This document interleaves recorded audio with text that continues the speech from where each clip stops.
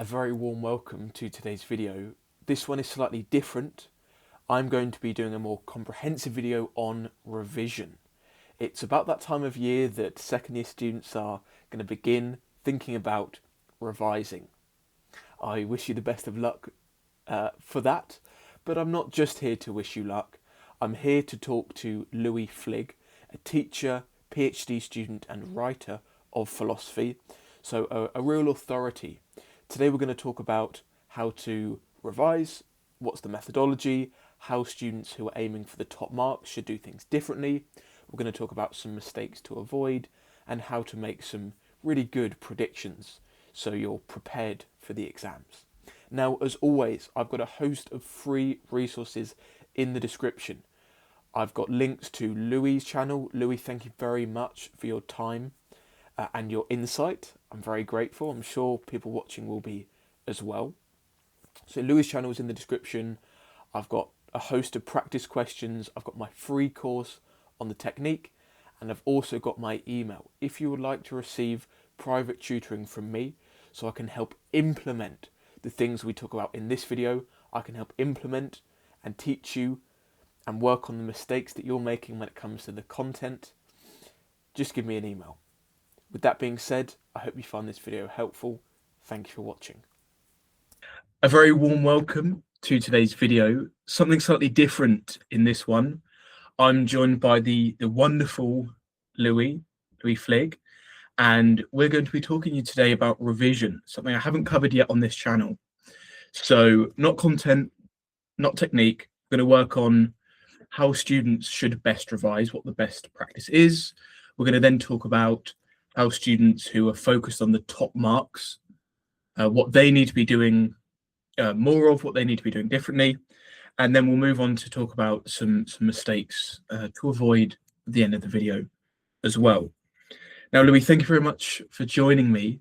I want to start with a kind of top level overview. When it comes to revision, what do students need to be doing? Well, I suppose if you think about what revision is, think about the meaning of revision and what that entails, it doesn't really matter what subject you're doing. What you'll be doing is foundationally three things. You'll be probing some item of knowledge. So you'll be probing something that you want to see if you know. That could be a question. So if you take the example of a flashcard, it'll be some kind of question to do with some part of the topic. And the second part is you will be recalling the information that you already have embedded in your memory. Yeah. So that'll be, to do that isn't just thinking about the answer. You've actually got to do something. So you've got to write something down or speak something out loud.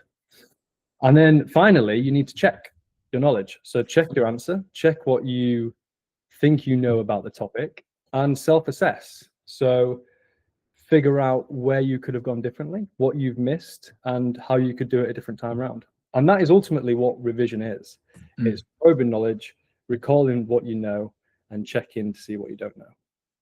Okay. Yeah, I like that. That's pretty clear so far. So probing, recalling, checking. Yeah.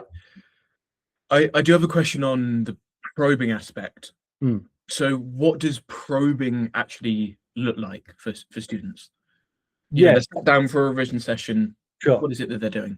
So this could be past paper questions, of course. One, I would say the most effective way to revise, particularly in philosophy, because there is the materials and the resources there to do this, is to have a revision checklist in front of you. Your revision checklist should basically be your companion throughout your revision. And what that means is your revision checklist has every single part of the specification down on it. And it means that you can go back through that, check what you've revised, check what you need to revise. If you've not revised something, perhaps that's going to be the focus of your revision session. And use that as the probe. So, for example, it could be you're looking at metaphysics of God, and you're looking at the incompatibility of free will and God's omniscience.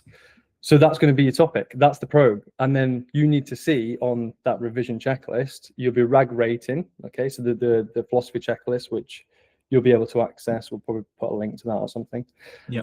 You'll be able to tick what you've done. So you need to be able to organize yourself and know where you've gone with your revision journey so far, where you need to go, and rag rating it to see if you're happy or not happy with that topic. And the only way you can know is by doing an activity on that topic and then checking it. So self-assessment with the materials you already have. Yeah, I like the sounds of that.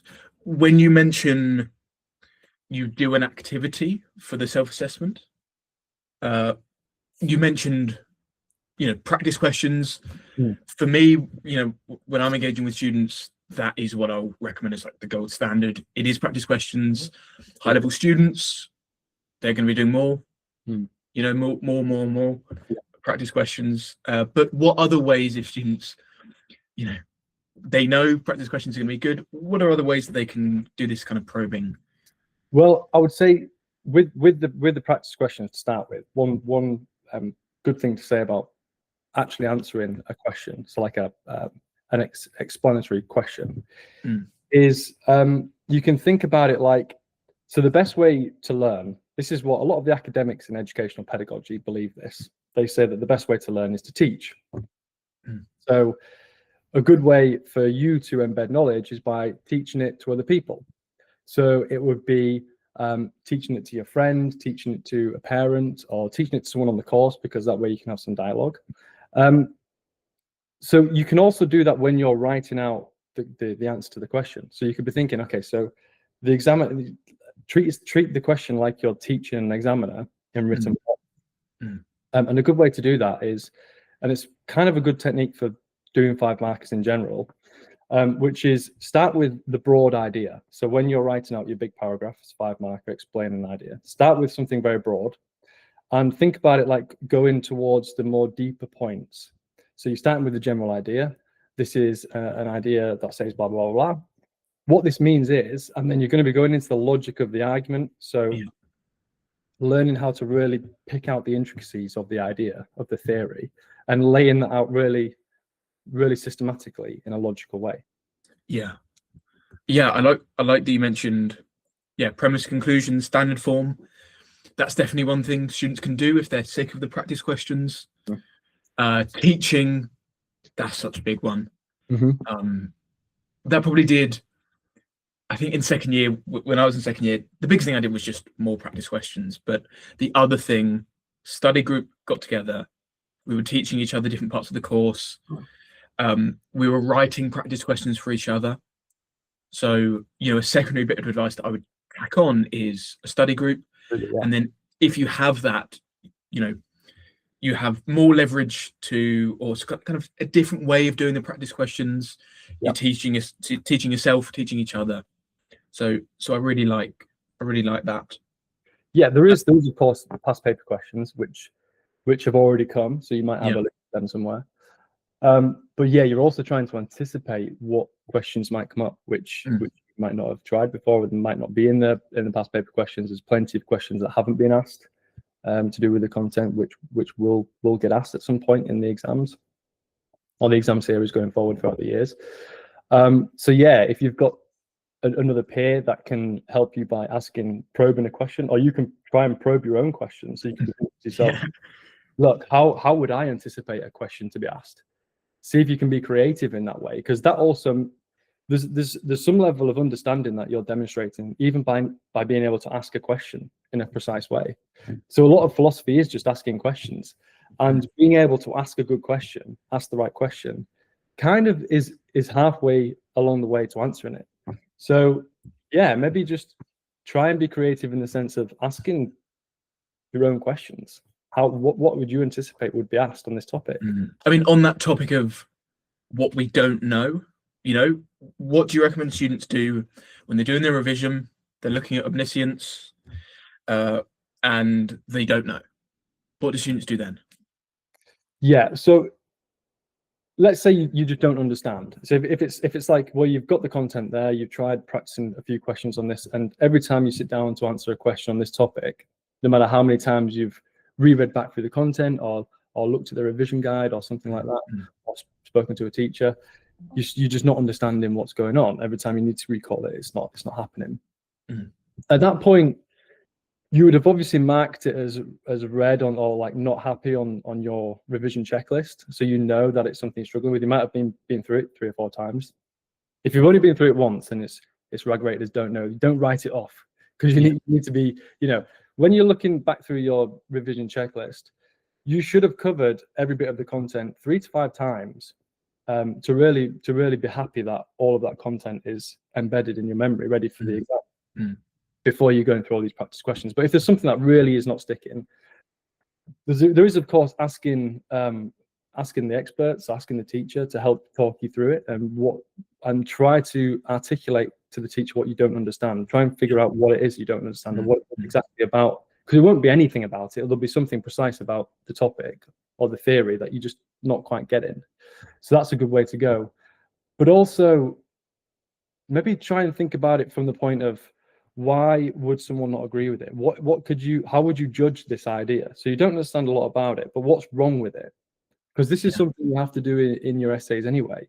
In your essays, you have to write out evaluation. So you need to be saying, what's a problem with a theory? There's always going to be a problem. What's a problem with an objection?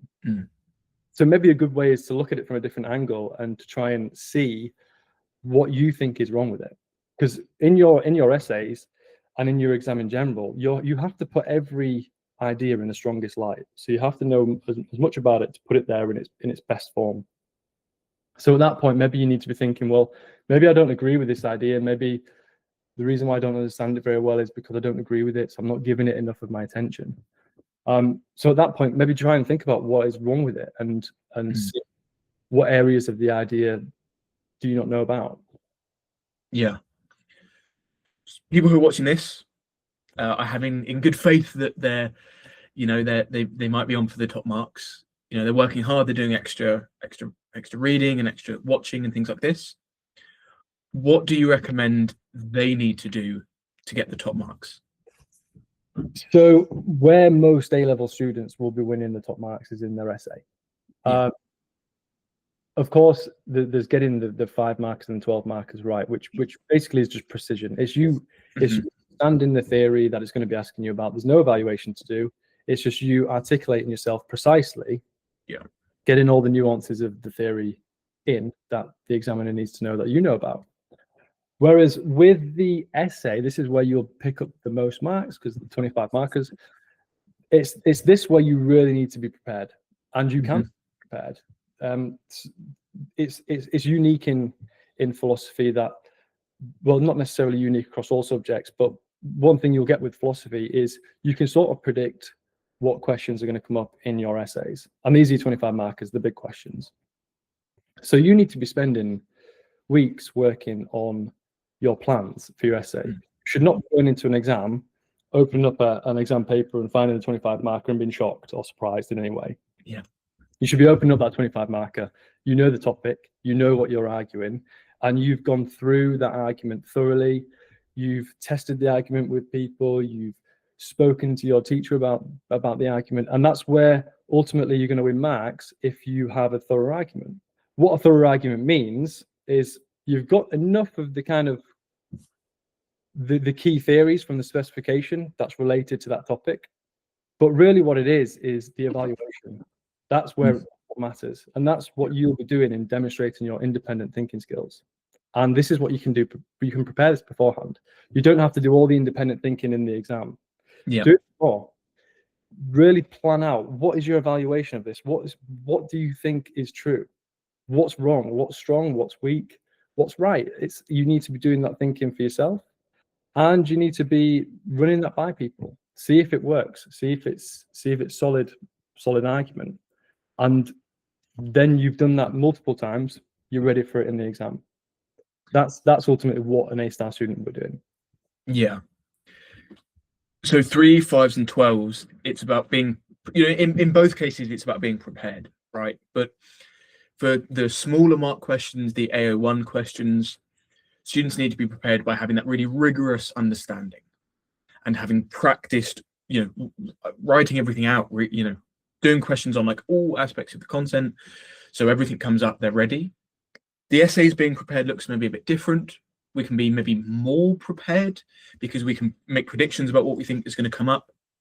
I would definitely suggest that if students make a judgment or their teachers make a judgment about some topic being very likely to come up, do that essay, right? If you think deontology is going to come up, do the deontology essay. Yeah. Give it to your teacher, get some feedback on it. That's sure to help you. So yeah, absolutely be prepared.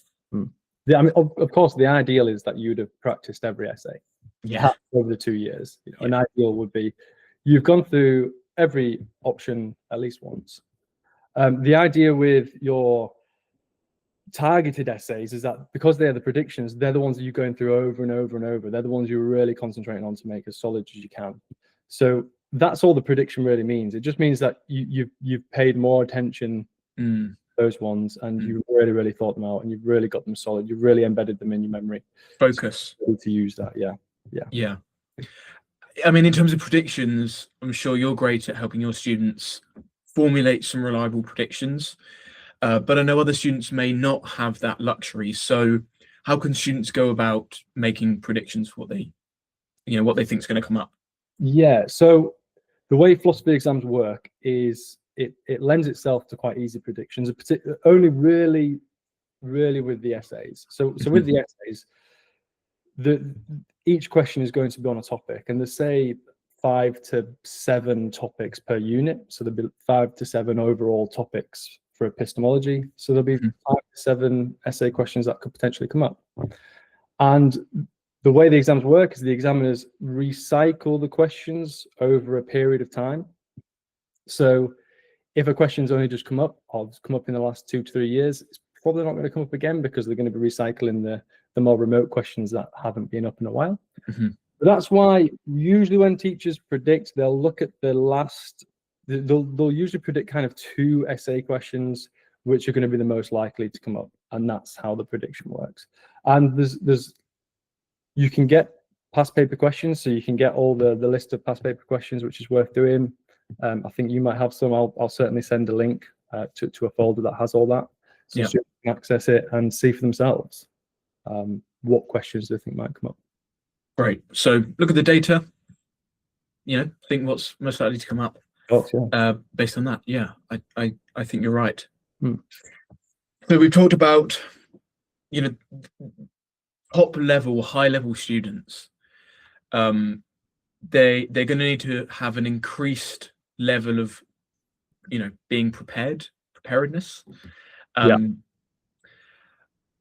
When it comes to being prepared, do they need to do extra? So they clearly need to do a lot of work. They clearly need to do more than everyone else.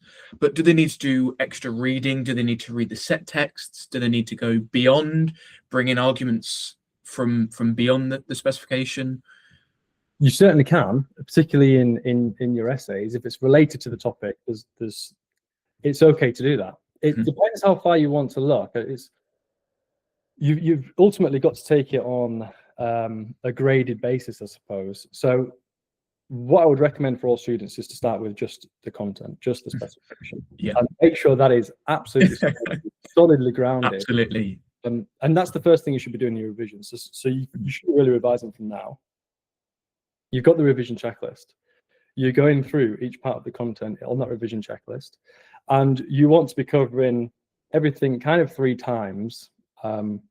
I know that sounds a lot, but over a period of time, that'll be fine. Once you know that you've got the broad content down, it's in bed, you're confident with it, that's when you go to the practice sort of period, which is on the run up to exams, where all you're doing is practicing, past exam papers, timed practice. That is the time for you to be practicing. You've embedded the knowledge, and now you need to apply it. With anything that you want to bring into an essay, so if it's outside reading, it's not just the content, that's fine. That could be a good idea. It could help you with your independent evaluation, and it could certainly serve you in getting the top marks. But do that later on, and do it only for your essays, and also check it with the teacher, preferably. That would be helpful, or a tutor. Yeah, I think you're right. I mean, a mistake I made, we'll get on to talk about mistakes in a little bit, but I made the mistake of, I loved philosophy, so I was doing extra reading. I was picking out random books, philosophy books from the library, and reading those. But that doesn't make you better. That's not really the most useful thing you could be doing with your time. I think a distinction needs to be made between kind of philosophy reading for philosophy's sake, and then philosophy reading for the exam and getting you really good at the exam. And maybe for our top, high level students, making that distinction in your mind. All right, when I'm sat down, am I reading, the meditations because it's going to make me better? It's going to give me knowledge and ways of looking at things and ways of evaluating that other students haven't got, in which case it might be helpful. Or am I doing this because I'm curious and I want to, learn about some philosophy, maybe some philosophy that might be on an undergraduate course that you might be doing in a few months? Making that distinction was something I didn't do. I wish I did do that. I think if students do want to do further reading and that kind of thing, the set texts are like a good place to start, because and then it's going to be relevant to what's going to come up. Yeah. To our top mark students, that independence of thought, that kind of evaluative side, we talked about the essays. That's what's going to separate the marks really for these guys getting the A stars. That's evaluation. Most of those marks are evaluation marks, and so that's about your judgments. So extra reading really isn't going to help with that so much. If you've got the luxury of time and curiosity, then you can indulge that too. But yeah, I think you're right, Louis, to really stress the evaluation, the independence of thought, the judgments that you're making, doing that a lot. I think that's going to get you the top marks more than reading some Nietzsche or something. So that's really helpful. We've covered, the basics. We've covered the top level. I did want to think about what mistakes students should avoid, things that your students do that you maybe steer them away from, maybe habits that they have from other subjects that maybe don't work so well in philosophy. What kind of things come to mind? So one of the worst techniques, which a lot of students do it, is thinking that good revision is just reading through content or just re-exposing yourself to the content that you've already learned, like the slides or something like that. That is not good revision. So think back to when I said, well, if you ask the question, what is revision? It's something like probing an item of knowledge, recalling what you know, and then checking for your understanding.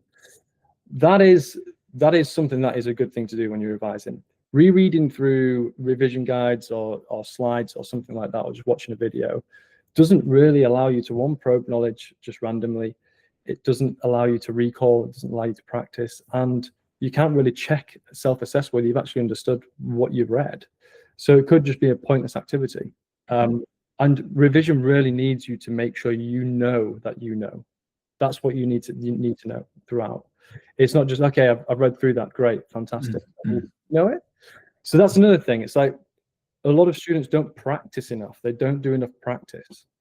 If you want to be a great cricket bowler, it's no good just watching cricket bowlers bowl a ball and just intently watching how they do things, their technique and all that stuff. That's not going to allow you to be secure in the knowledge that you are yourself a good cricket bowler.